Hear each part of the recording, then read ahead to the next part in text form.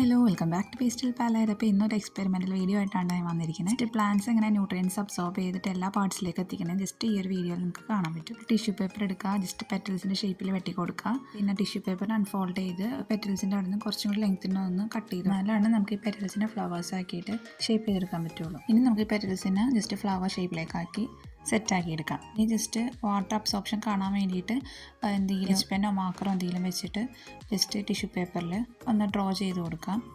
എന്നിട്ട് ഇതിനെ വാട്ടറിൽ നമ്മൾ ഡിപ്പ് ചെയ്തിടും. അപ്പോൾ വീഡിയോ കാണുന്നത് സബ്സ്ക്രൈബ് ചെയ്യാതെയാണെങ്കിൽ എന്തായാലും സബ്സ്ക്രൈബ് ചെയ്ത് സപ്പോർട്ട് ചെയ്യുക, ലൈക്ക് ചെയ്യുക, ഷെയർ ചെയ്യുക. പിന്നെ ഇൻസ്റ്റാഗ്രാം അക്കൗണ്ടും കൂടി ഒന്ന് ഫോളോ ചെയ്യുക. ഓക്കെ, ഇങ്ങനത്തെ എക്സ്പെരിമെൻറ്റ്സ് ത്രൂ കുട്ടികളെ കാണിച്ചെടുക്കുമ്പോൾ അവർക്ക് ഭയങ്കര എക്സൈറ്റ്മെൻ്റ് ആയിരിക്കും ഓരോന്ന് കാണാനും പഠിക്കാനും ഒക്കെ. അത് 2 ഫ്ലവേഴ്സിലും സ്കെച്ച് പെൻ യൂസ് ചെയ്ത് കഴിഞ്ഞു. ഇനി നമുക്ക് ജസ്റ്റ് വാട്ടറിലേക്ക് ഡിപ്പ് ചെയ്തിടാം.